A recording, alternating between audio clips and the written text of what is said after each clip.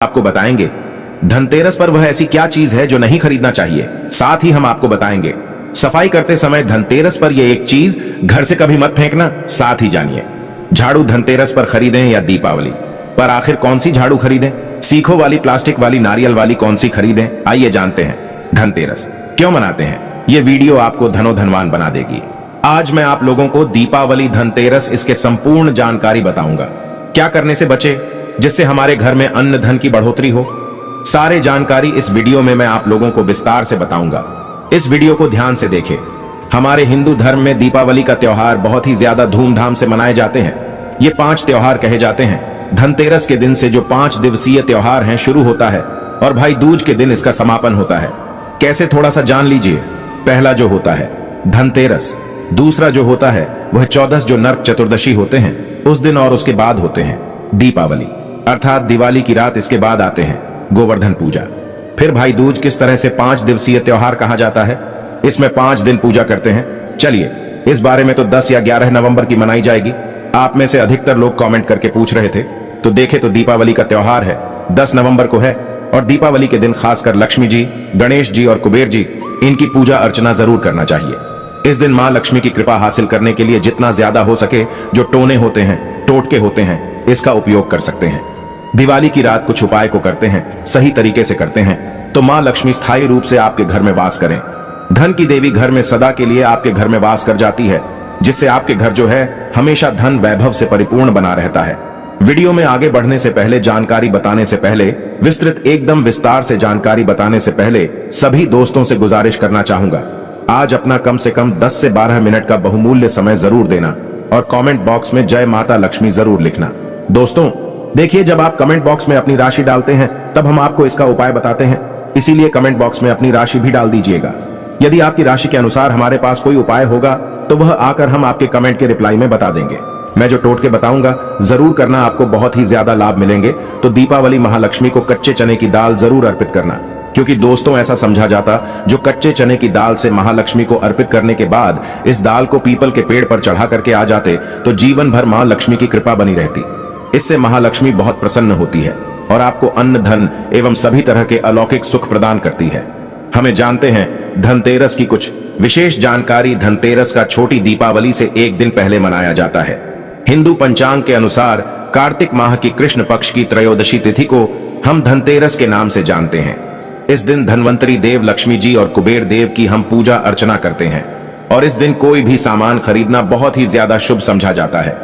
धार्मिक मान्यता के अनुसार इस दिन जो भी चीजें खरीदते हैं, जैसे कि चल संपत्ति है, अचल संपत्ति, इसमें 13 गुना वृद्धि होती है। इसलिए इसे धनतेरस जाता 13 गुना वृद्धि होती है। यही वजह है कि लोग इस दिन बर्तन खरीदते हैं, सोने चांदी खरीदते हैं, वाहन खरीदे। इस दिन जो भी चीजें खरीदते हैं उसने 13 गुना ज्यादा बढ़ोतरी होता है। इसे काफी लंबे समय तक हो सकता है। तो धनतेरस 2023 में कब है? तो पंचांग के अनुसार इस साल धनतेरस 10 नवंबर 2023 पर्व धनतेरस के दिन धन के देवता कुबेर की पूजा की जाती है, क्योंकि धन का कोषाध्यक्ष कुबेर महाराज को कहा जाता है।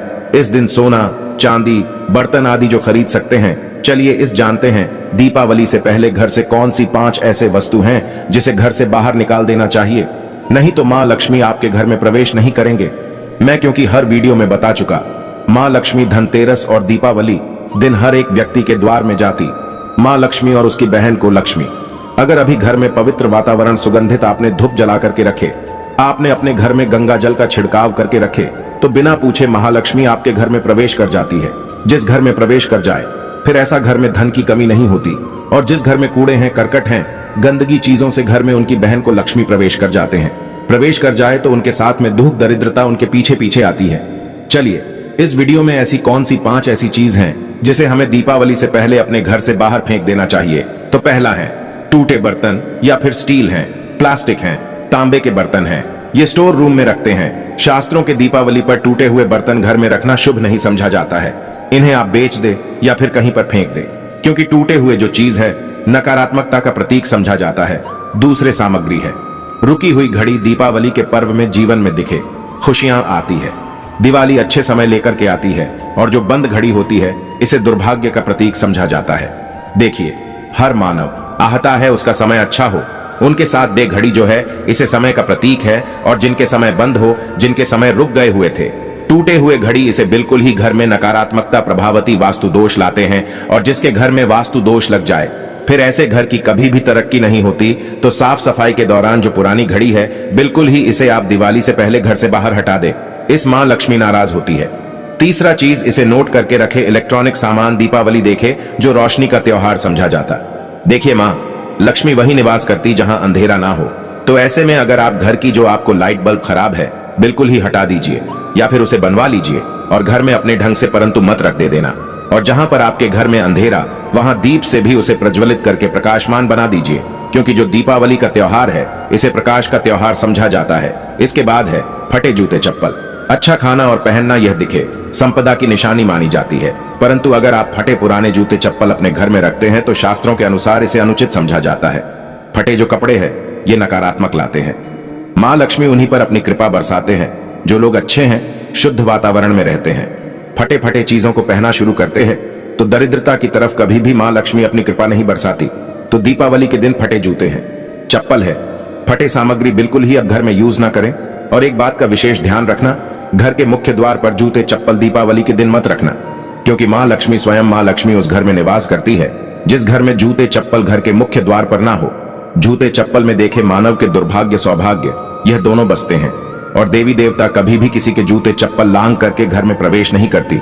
तो कदापि आप जो है दीपावली के दिन या फिर धनतेरस के दिन अपने घर के मुख्य द्वार पर फटे जूते चप्पल बिल्कुल मत रखना, अन्यथा आपकी घर में महालक्ष्मी नहीं आएगी। इसके बाद है खंडित मूर्ति। देवी देवताओं की खंडित मूर्ति घर में पूजा नहीं करना चाहिए, क्योंकि इसे वास्तु दोष बढ़ता है। हो सके तो आप ही इसे जल में प्रवाहित कर दीजिए, और अगर आप इन्हें साफ सफाई करें तो किसी पवित्र धारा जो नदी है उसमें बहा दे तो इसका क्या फायदा होगा। आपके घर में मां लक्ष्मी प्रवेश कर जाएंगे। तो यह भी दीपावली की कुछ पहले हटाए जाने वाली सामग्री के बारे में अब आइए इस वीडियो में जानते हैं धनतेरस पर कौन सी चीज को खरीदना चाहिए जो कि बहुत ही शुभ समझा जाता है।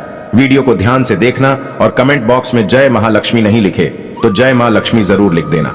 1 साल तक मां लक्ष्मी की आपके ऊपर कृपा बने रहेंगे। पूरे धनतेरस तक मां लक्ष्मी की कृपा बने रहेंगे। आपके घर में अन्न धन की बढ़ोतरी 13 गुना बढ़ेगी। तो धनतेरस के दिन सोना, चांदी, आभूषण, बर्तन की खरीदारी करना बहुत ही शुभ समझा जाता है। धनतेरस के दिन इन चीजों को खरीदने से, घर में लाने से खुशहाली बनी रहती है। साथ ही मां लक्ष्मी की कृपा से आपके घर धन वैभव से बिल्कुल ही परिपूर्ण बने रहते हैं। अगर आप ये खरीदने में समर्थ नहीं है तो धनतेरस के दिन सोना, चांदी के अलावा पीतल के बर्तन को भी जो आप खरीद करके अपने घर में ला सकते हैं। धनतेरस के सोना, चांदी, आभूषण नहीं खरीद पाते तो इस दिन पीतल की वस्तु खरीद करके ला सकते हैं। इसे भी मां लक्ष्मी का स्वरूप समझा जाता है। धनतेरस के दिन चांदी का सिक्का खरीदना अत्यंत शुभ समझा जाता है, मंगलकारी समझा जाता है। इस बात का विशेष ध्यान रखिएगा। जो हमारे वीडियो को देखने दर्शक वीडियो को आधे बीच में छोड़कर मत जाना। अधूरे ज्ञान हमेशा खतरनाक साबित होते हैं। यहाँ पर अच्छे जानकारी आप सभी दर्शकों को मिलेंगे। तो धनतेरस के चांदी का सिक्का खरीदना अत्यंत शुभ समझा जाता है, मंगलकारी समझा जाता। 600 से लेकर के 700 में आपको चांदी के सिक्के मिल जाएंगे। इस दिन ऐसे चांदी के सिक्के खरीदने जिस पर मां लक्ष्मी और भगवान गणेश जी का चित्र बना हो। दीपावली दिन इसी के की पूजा करने के बाद अपनी तिजोरी में इस तरह के सिक्के को रख सकते हैं। ऐसा करने से घर में धन दौलत की कमी नहीं होती, ऐसा कहा जाता है। धनतेरस के दिन हो सके तो झाड़ू बिल्कुल ही खरीद करके लाना चाहिए, अत्यंत शुभ आता है। दर्शन हिंदू धर्म को मां लक्ष्मी का स्वरूप समझा जाता है। देखिए, जो झाड़ू है मां लक्ष्मी का स्वरूप समझा जाता है। जो कचरे होता है इसे राहु का प्रतीक समझा जाता है। तो मां लक्ष्मी कचरे रूपी राहु को घर से बाहर रहती है, अर्थात जो कचरे से गरीब और निर्धनता की श्रेणी दिया गए हैं। आप अपने घर में नए झाड़ू बिल्कुल ही खरीद करके आते हैं तो मां लक्ष्मी का वास होता है। धनतेरस के दिन झाड़ू खरीदने से घर में सुख समृद्धि का आगमन होता है, साथ ही दरिद्रता दूर होती। आप माने या ना माने, हमारे क्योंकि काफी लंबे समय से झाड़ू की सेवा किया पहुंचेंगे। झाड़ू की सेवा कैसे कर सके? झाड़ू को मां लक्ष्मी का स्वरूप समझा जाता है। उन्होंने कहा, साधक है कि लंबे समय तक झाड़ू की सेवा की और आज वह करोड़पति बन चुके। अर्थात कहने का मतलब है कि माता लक्ष्मी की कृपा से उनके घर में आना, धन की ऐसे बढ़ोतरी हुई जिसकी आप कामना भी नहीं कर सकते, कल्पना भी नहीं कर सकते। धनतेरस के हो सके तो गोमती चक्र बिल्कुल ही खरीद करके ला सकते। 5 से 11 की संख्या में गोमती चक्र खरीद करके लाए। धनतेरस या फिर दीपावली दिन 11 गोमती चक्र की पूजा करें। इसे लाल कपड़े में लपेट करके इसे आप अपनी तिजोरी में रख दीजिए। इसे ऐसा मान्यता है, इसे घर में संपन्नता आती है। इसे आपके घर में अंधन की बढ़ोतरी होती है और धनतेरस के दिन श्री यंत्र खरीदना शुभ समझा जाता है। अब इसके पीछे कारण बता दो।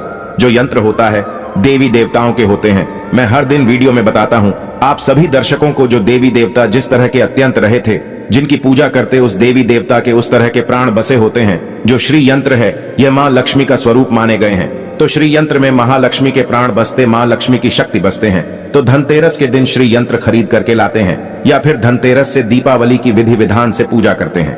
पूजा करने के बाद आप अपने पूजन रूम में रखते हैं। तो जब तक आप इनके दर्शन करते रहेंगे, आपके घर के लोग इनके दर्शन करते रहेंगे, तब तक आपके घर में धन की कमी नहीं होगा। स्वतः ही इनके कृपा आपके घर में धन की बढ़ोतरी होगा। कभी भी अंधन की कमी नहीं होगा।